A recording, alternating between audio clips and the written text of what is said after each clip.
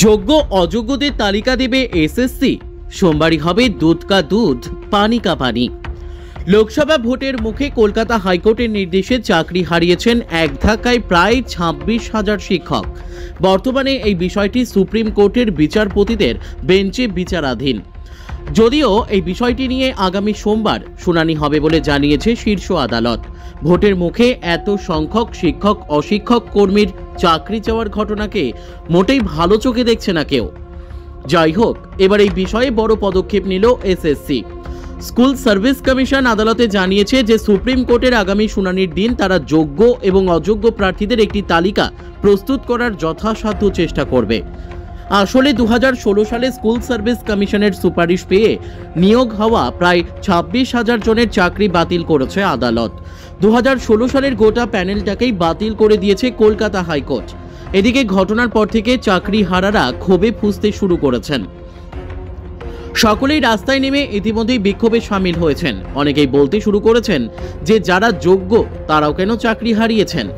যদিও সোমবার সুপ্রিম কোর্টে স্কুল সার্ভিস কমিশন জানিয়েছে তারা যোগ্য অযোগ্যদের আলাদা করতে প্রস্তুত।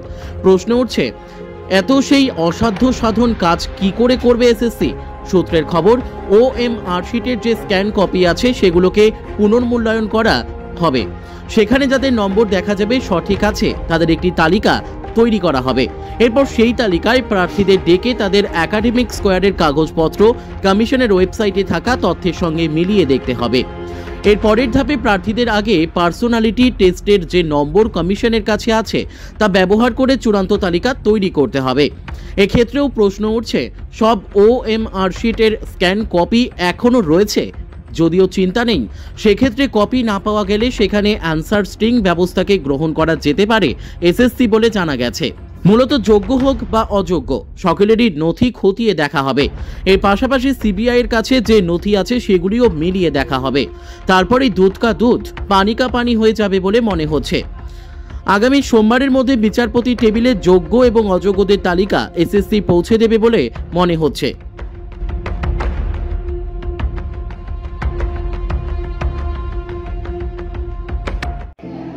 যদি আপনার ছেলে বা মেয়ে মাধ্যমিক বা উচ্চ মাধ্যমিক পাস করে আছে এবং আপনি ভাবছেন যে তাকে দিয়ে কি করাবেন, তো এখন কিন্তু অনেক বড় একটা সুযোগ দেশের জন্য কিছু করার, নিজের জন্য কিছু করার।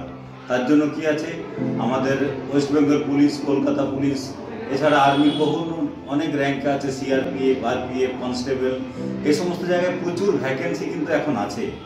তো তাদের যদি মানসিকভাবে তারা যদি প্ল্যানিং করে থাকে যে হ্যাঁ আমরা ডিফেন্সের বিভিন্ন জায়গাতে আমরা জয়েন করব, তাহলে কিন্তু বেঙ্গল ডিফেন্স একাডেমি তাদেরকে একদম সম্পূর্ণভাবে ট্রেনিং দেওয়া হবে। কী ট্রেনিং পাবে? প্রথমে তারা এডুকেশনাল সাপোর্ট পাবে সমস্ত রকমের। আমাদের অনেক রকম স্যার আছে, GK, GI, math, English, reasoning সবগুলো হবে এখানে পড়াশোনা। তার সাথে সাথে গ্রাউন্ডে প্র্যাকটিসও তারা পাবে প্রতিদিন। গ্রাউন্ডে 10 জনের সাথে তারা প্র্যাকটিস করলে তারা বুঝতে পারবে যে তারা 10 জনের আগে আছে কি 10 জনের পরে থাকছে। তাহলে তার এরিয়া অফ ইমপ্রুভমেন্ট, যে কোন জায়গায় ডেভেলপ করা দরকার সেটা বুঝতে পারবে। তার সাথে তাদের রেগুলার বেসিসে মেডিকেল টেস্ট এটা তো হয়। তাই বেঙ্গল ডিফেন্স একাডেমিতে আপনারা আপনাদের ছেলে বা মেয়েকে পাঠাতে পারেন। এখান থেকে কিন্তু আমরা তাদের সম্পূর্ণরূপে তৈরি করে দেবো পরবর্তী পরীক্ষার জন্য। তাই আর দেরি কেন, এখনই নিচের নাম্বারে আপনারা কল করুন এবং সিট বুক করুন।